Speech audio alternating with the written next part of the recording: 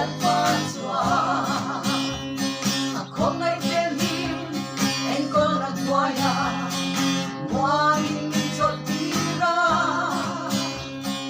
Raulet taksa, Adam na funky, nitin min mutilchi. Hallelujah, oh, nalma, kanlome. Hallelujah, oh, nalma, kanfakate, kong ay na. Lay malsona, van malsona,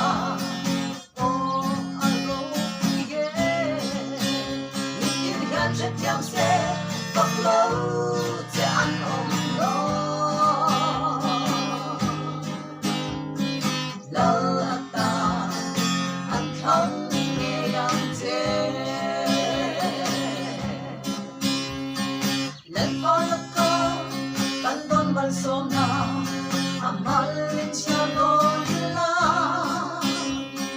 cha sẽ nuôi a in một lòng phê oh, atam loa amat tulve na min hung hin tu le min không ai tu lâu sela kan nun na ko hi di baural anito a hallelujah oh lalpa kan love oh, nalma, kapapate, kong ay na.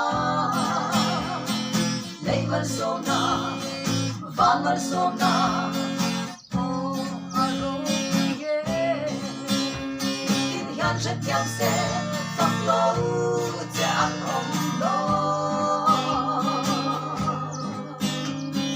Lalata, ang kang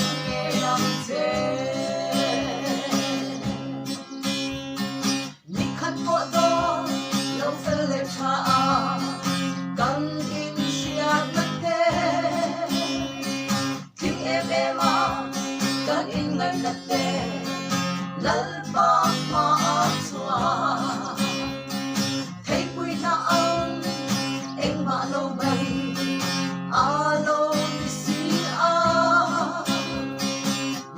lalpan kan fel na turin Krista min beta hallelujah oh lalpa kan lome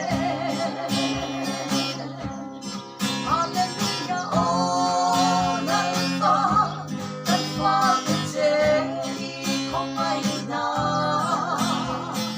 lay malsona van malsona